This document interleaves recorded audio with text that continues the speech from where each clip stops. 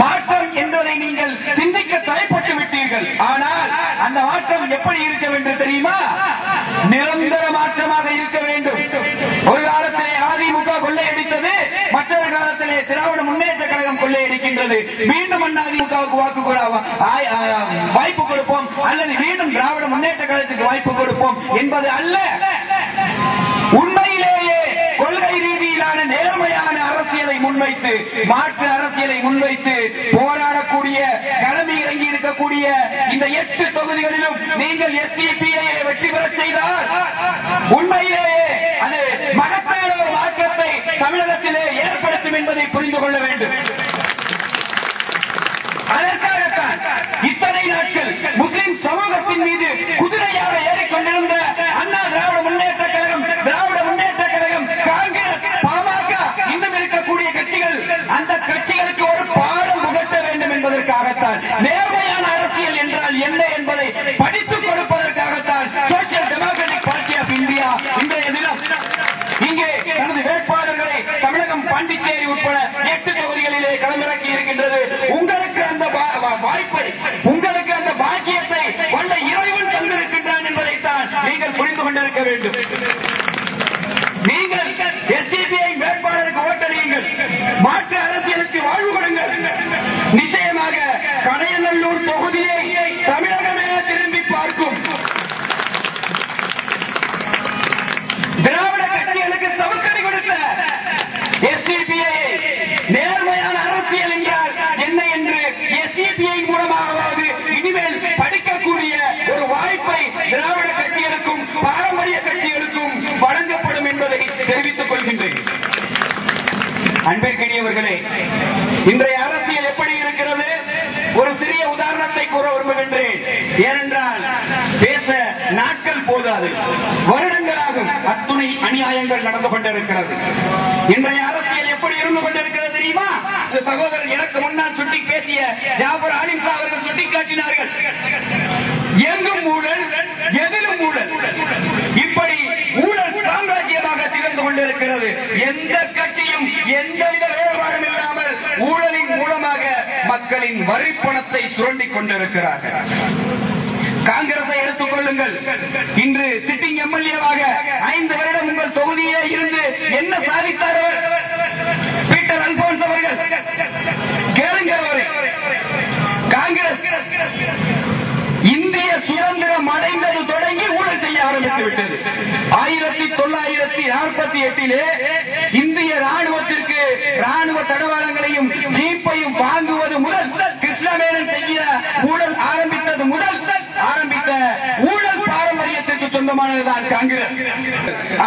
பாரம்பரியம் தான். எது தெரியுமா? கிருஷ்ணமேனன் ஜீப் வாங்கியதில் செய்த ஊழலிலிருந்து ஊழல் பாரம்பரியத்திற்கு சொந்தமான கட்சி. போபர்ஸ் ஊழல். யார் அந்த போபர்ஸ் ஊழல்? சொல்வார்கள் மிஸ்டர் கிளீன். ராஜீவ்காந்தியை பற்றி சொல்வார்கள். என்ன தெரியுமா? Mister clean. அப்படிப்பட்ட மிஸ்டர் கிளீன் செய்த ஊழல் தான், ராஜீவ்காந்தி செய்த ஊழல் தான் போபர்ஸ் ஊழல். சமீபத்தில் நடந்த காமன்வெல்த் ஊழல் உலகமே பார்த்து காரி துப்பியது. உலக நாடுகள் எல்லாம் பங்கெடுத்த அந்த போட்டியிலே நடைபெற்ற ஊழல் எப்படி தெரியுமா? ஒரு பாலம் கட்டிட்டு இருக்கான், அந்த பாலம் கட்டிட்டு இருக்கும் போதே இடிஞ்சு விழுது. அப்படிப்பட்ட ஊழல். அதற்கு அடுத்தபடியாக கார்கிலே உயிரை துறந்த, நமது இந்திய தேசத்திற்காக உயிர் நீத்த, கார்கில் யுத்தத்திலே உயிர் நீத்த அவருடைய சொந்தங்களுக்கு வழங்கப்பட்ட வீடுகளிலே ஊழல் செய்தார்கள். அத்தனை மோசமான ஊழல் பாரம்பரியத்திற்கு சொந்தமானதான் காங்கிரஸ் கட்சி, காங்கிரஸ் பேரியக்கம். அந்த பேரியக்கத்திலிருந்து வந்தவர் தான் பீட்டர் அல்போன்ஸ் அவர்கள் என்பதை நீங்கள் புரிந்து கொள்ள வேண்டும். அப்படி இருக்க அவர் எப்படி உங்களுக்கு நல்லது செய்திருக்க முடியும்? எப்படி உங்களுக்கு அவர் நல்லது செய்வார்? தொகுதி பக்கம் என்றாவது வந்திருக்கிறாரா? வந்திருப்பார், மருந்துக்கு வந்திருப்பார். உங்களுக்கு ஏதாவது நல்லது செய்திருக்கிறாரா? இல்லை, நேரம் இல்லை. ஏன் நேரம் இல்லை? காங்கிரஸில் இருக்கக்கூடிய கோஷ்டி பூசலை தீர்க்கவே நேரம் சரியில்லை. அப்படி இருக்கும்போது மக்கள் பிரச்சனை எப்படி பார்க்க முடியும்? ஒரு காலகட்டம் வரும், எப்படி தெரியுமா? வானத்தில் இருக்கும் நட்சத்திரங்களை எண்ணி விடலாம், காங்கிரசின் கோஷ்டிகளை எண்ண முடியாது என்ற அளவிற்கு. அந்த அளவிற்கு இருக்கக்கூடிய உட்கட்சி பூசலை சரி செய்ய தெரியாதவர்களிடம், உட்கட்சி பூசலிலே நாறிக்கொண்டிருப்பவரிடம் உங்களுடைய வாக்கு வாக்களிக்க வேண்டும். அன்பிற்கினியவர்களே, இப்படி மக்களுக்கு துரோகம் செய்தவர்களுக்கு சவுக்கடி கொடுப்பதற்காகத்தான் ஏப்ரல் 13ஆம் தேதியை உங்களுக்கு ஜனநாயகம் வாய்ப்பாக வழங்கி இருக்கிறது. அதே போல வாங்குவதற்காக சவப்பெட்டி வாங்கினார்கள். அதிலே ஊழல் செய்த தேசப்பட்டாளர்கள் தான் பாஜகவினர். அப்போது ஒரு சவப்பெட்டியின் விலை என்ன தெரியுமா? வெறும் 7,000 ரூபாய். 7,000 ரூபாய் மதிப்புள்ள சவப்பெட்டியை 1 லட்சம் ரூபாய்க்கு வாங்கினார்கள். இது போன்ற 150 சவப்பெட்டிகள். எவ்வளவு அநியாயம்!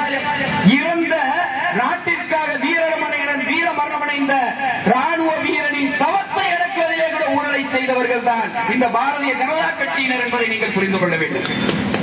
அடுத்தபடியாக தமிழகத்திற்கு வந்தால், சமீபத்திலே எனக்கு முன்னால் பேசிய அன்பிற்கினிய சகோதரர் பாப்புலர் மாநில பொதுச் செயலாளர்கள் அழகாக சுட்டிக்காட்டினார்கள் திமுகவின் ஸ்பெக்ட்ரம் ஊழலை.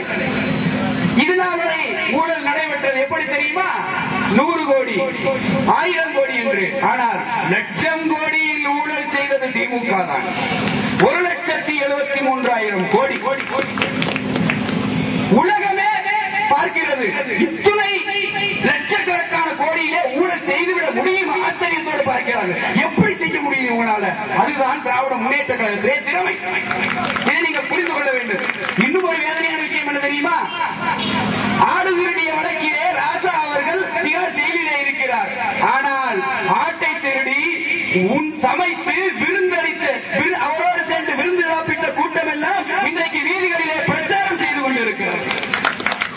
இதுதான் அரசியலின் அசிங்கம் என்பதை நீங்கள் புரிந்து கொள்ள வேண்டும் சகோதரர்களே.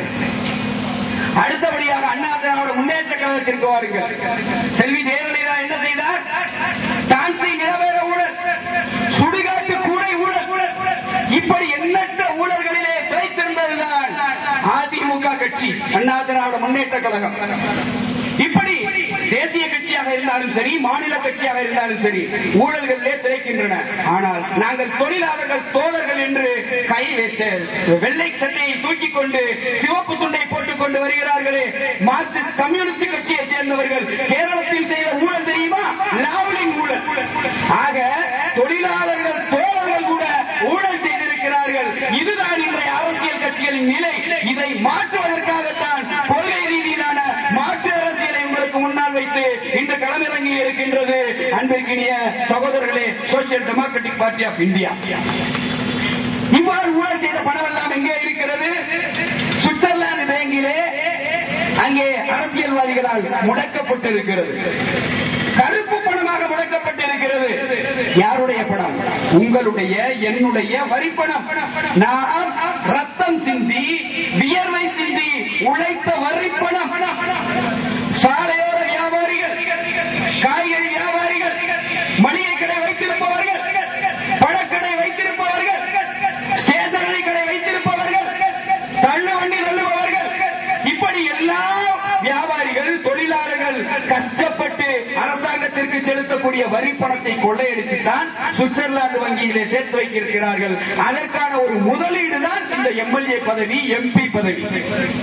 அன்பிற்கினியவர்களே, இந்த கருப்பு பணம் எவ்வளவு பணம் பதுக்கப்பட்டிருக்கிறது தெரியுமா?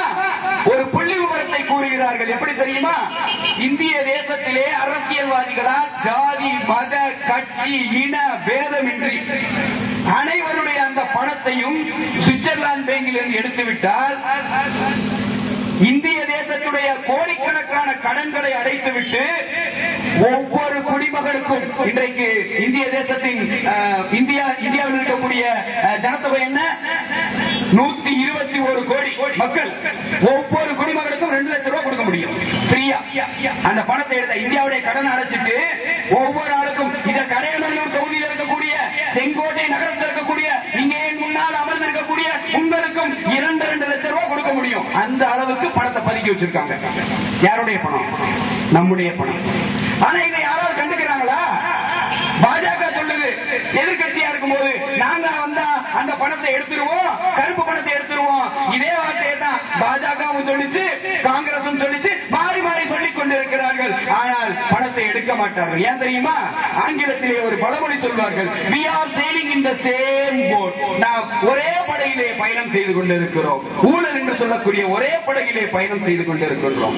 அந்த அளவிலே இன்றைக்கு கருப்பு பணமும் ஊழலும் மாறி மாறி அரசியல் கட்சி வேறுபாடு இல்லாமல் இன்று நடந்து கொண்டிருக்கின்றது.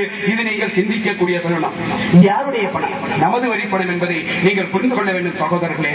இவ்வாறு ஊழல் செய்து கொள்ளையடித்து செல்வதால் தான் விலைவாசி உயர்ந்து கொண்டே செல்கிறது. விலைவாசி உயர்வை பற்றி எந்த அரசியல்வாதியாவது வாயை திறக்கிறாரா? இல்லை. ஏன்? அவர்கள் குரல் கொடுக்கக்கூடிய, அவர்களுக்கு பணம் கொடுக்கக்கூடிய முதலாளி வர்க்கம் அவர்களை பேச விடாமல் தடுக்கிறது. இன்றைக்கு விலைவாசி உயர்வு என்ன உங்களுக்கு சொல்லி தெரியவில்லை. ஒரே ஒரு சின்ன எக்ஸாம்பிள் சொல்றேன். அரிசி விலை 15 ரூபாய்க்கு வித்த அரிசி இன்னைக்கு 42 ரூபாய். சக்கரை 13 ரூபாய்க்கு வித்த சக்கரை இன்னைக்கு 35 ரூபாய். புளி நினைச்சாலே புளிக்குது. அந்த புளி 35 ரூபாய்க்கு வித்தது இன்னைக்கு 115 ரூபாய். அதே போல ஒவ்வொருவருக்கும் ஒரு கனவு இருக்கும். என்ன கனவு தெரியுமா? நாம ஒரு வீடு கட்டி விட மாட்டோமா, நாம் இருப்பதற்கு ஒரு வீடு கட்டி விட மாட்டோமான்னு சொல்லி. ஆனா அந்த வீடு கட்டுறதுக்கு என்ன தேவை? செங்கலும் மணலும் தேவை.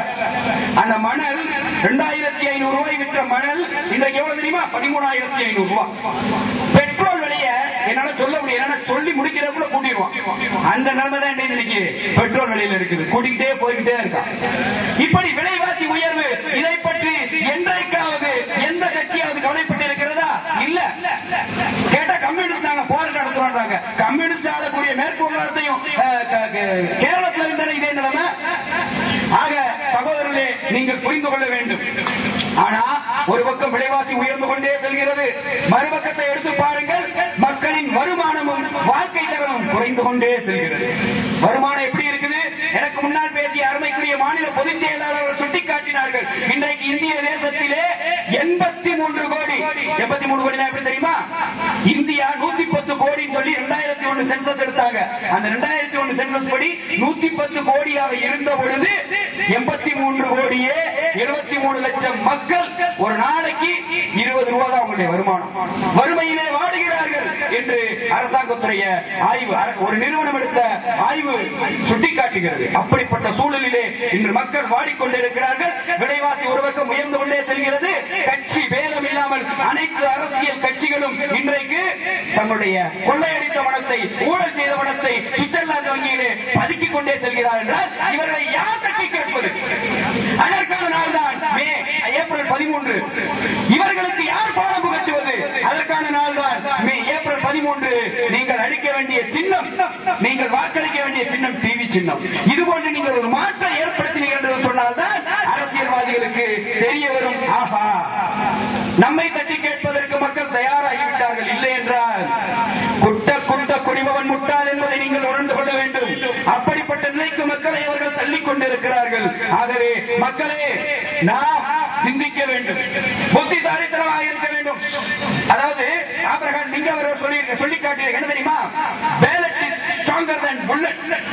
வாக்குச்சீட்டு என்பது துப்பாக்கி குண்டுகளை விட பலம் வாய்ந்தது. அப்படிப்பட்ட வாக்குச்சீட்டுகளை ஊழல் செய்யக்கூடிய, லஞ்சம் வாங்கக்கூடிய, மக்கள் வரத்தை கொள்ளையடிக்கக்கூடிய அரசியல்வாதிகளுக்கு செலுத்தாமல் நேர்மையான அரசியல்வாதியாகிய EMS முபாரக் அவர்களுக்கு டிவி சின்னத்திலே செலுத்துங்கள். நாளை தமிழகமே கடையநல்லூர் தொகுதியை திரும்பி பார்க்கும், செங்கோட்டையை திரும்பி பார்க்கும், இந்த பொதுக்கூட்டத்தை நினைத்து பார்க்கும், இந்த பொதுக்கூட்டத்திலே பங்கெடுத்த உங்களை எல்லாம் நினைத்து பார்க்கும். நன்றியோடு ஒரு நேர்மையான அரசியல்வாதியை, நேர்மையான அரசியலை வெளியுலகத்திற்கு காட்டினீர்கள் என்பதற்காக. அன்பிற்கினிய சகோதரர்களே, இன்றைக்கு மக்களுடைய வருமானமும் வாழ்க்கை தரமும் குறைந்து கொண்டே செல்கிறது என்பதை சுட்டிக்காட்டினேன். எப்படி தெரியுமா? இன்னைக்கு சீப் லேபர், மிகவும் மலிவான கூலிக்கு, குறைவான கூலிக்கு மக்கள் வேலை செய்து கொண்டிருக்கிறார்கள். ஏன் தெரியுமா? பச்சிலம் குழந்தை பாலுக்கு